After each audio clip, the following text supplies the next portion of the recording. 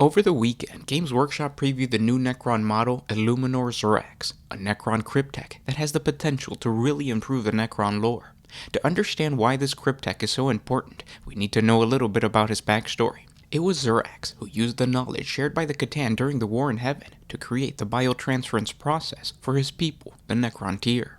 For the longest time, the story has been at the forefront of the Necron lore. The ancient Necron tier people were foolish enough to give up their living bodies to the Catan parasites in order to receive the undying necrodermis bodies that they were going to use to wage war against the old ones. But obviously this came at a terrible price, which was their consciousness and their souls. And for a while, this story just showcased how the Necrons were mindless robotic warriors following a simple protocol to conquer the galaxy. But then Games Workshop went on to improve the story by introducing a higher level of sentience, not just to the Silent King, who since the beginning realized that this was a terrible idea and the Necron tier were actually now slaves to the Catan, but they gave each Necron lord the autonomy they needed to create their own agendas away from the simple protocols created to conquer the galaxy. It was this freedom that created a unique and personal agenda for each lord that enriched the entire backstory of the Necrons. They went from undying mindless silver swarms to extremely powerful undying armies led by a masterminding Necron lord that had the potential to reassess the role that his dynasty was going to play in this new galaxy. And now with the introduction of Illuminor Xerax, it goes on to push the Necron race away from mindless robots to highly tactical and dangerous machines capable of adapting to the new conditions of the Milky Way galaxy. The more the Imperium finds out about the cryptech, the more they understand that the Necrons are not as monotonous as the Imperium initially believed. Xerax actually tries to dissect and analyze the species that he encounters in the Milky Way galaxy because he realizes that these creatures, who naturally evolved during the Necron's Great Sleep, can improve the Necron warriors within his dynasty or any dynasty that joins him. For example, when Xerax encountered the Vuzelin arachnoid, he actually dissected its eye, and by analyzing the eye, he was able to improve the array for the Necron targeting optics. Also, the molecular disabling of the chitinous amble hide led the way to more efficient armor configurations for his Necron warriors. And now in the new Psychic Awakening trailer, we see Xerax actually experimenting on the bodies of what appears to be a human warrior. Most likely he's a blank, or in other words a human with the Pariah gene. What this showcase is two really important things. The first is that the Necrons are evolving. Just like humanity continues to improve technology in modern times, Xerax is continuing to improve the Necron soldiery of whatever dynasty is willing to join him. This artificial evolution is a concept that I really hope Games Workshop continues to push for the Necron race, as it adds so much complexity to their threat in the Milky Way galaxy. They go from simple, cranky old men telling the younger races to get off the lawn, to the creepy old men that go around snatching up kids, stealing their bikes, and then using those same bikes the next day to terrorize the neighborhood. The second thing it does is it showcases the reintroduction of the Pariah unit within the Necron army. For all those that don't know, the Pariah was a Necron unit that was immune to the effects of psychic abilities. It was able to do this because they had the Pariah gene within each one of these Necron warriors that was taken from humanity. In a way, the Necrons evolved their technology based on the natural human evolution of the Pariah.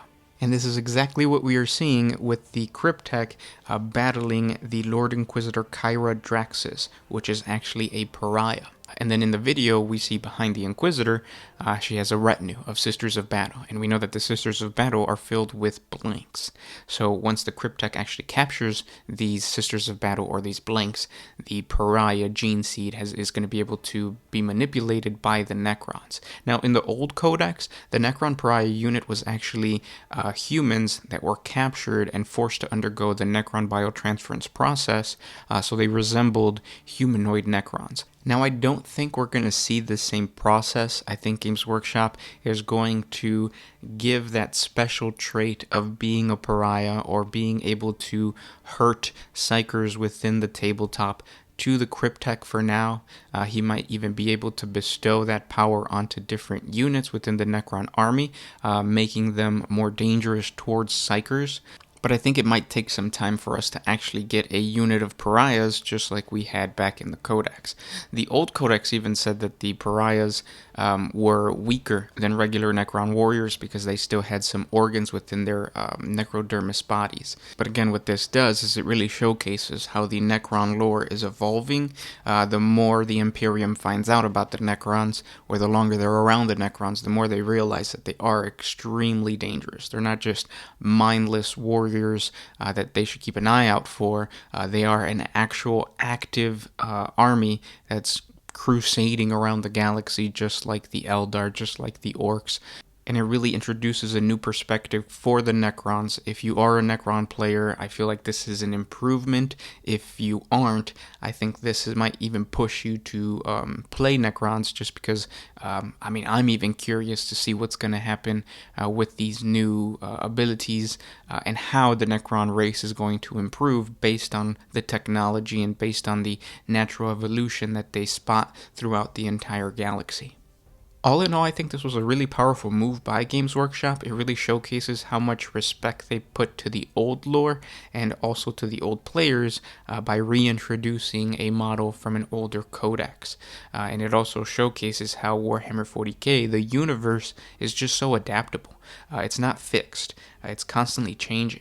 But then at the same time, there are conscious minds behind the new additions to the galaxy.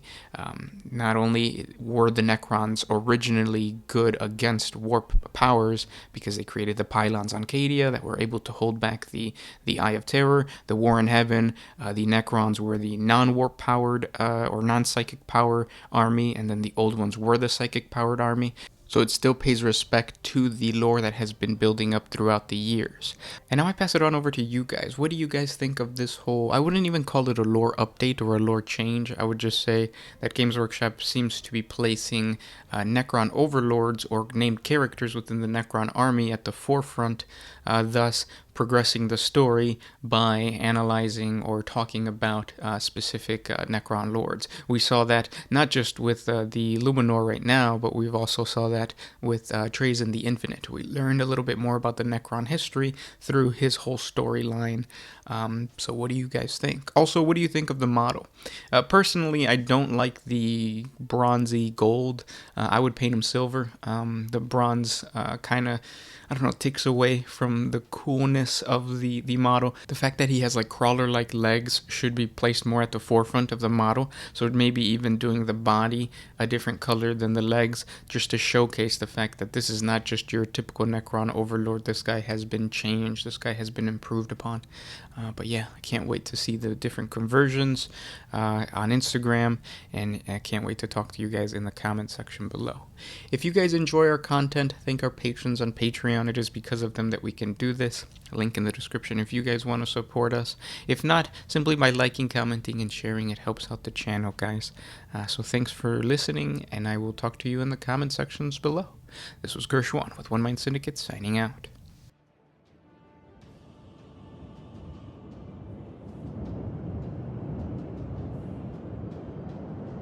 A great silence has fallen.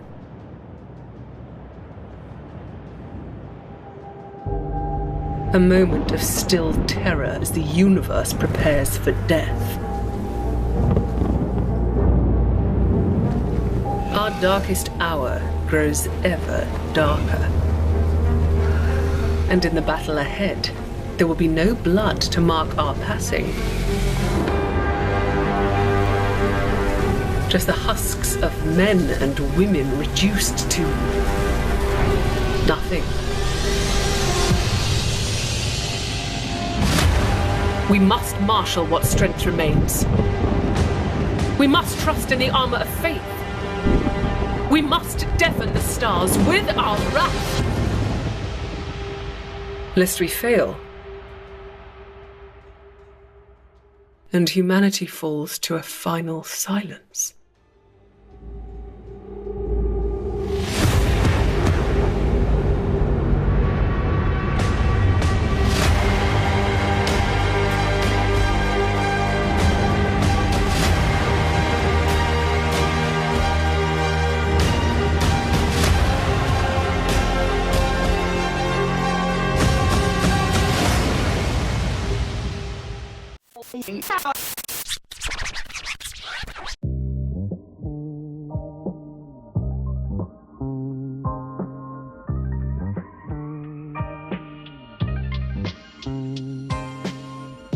Oh, if you could put my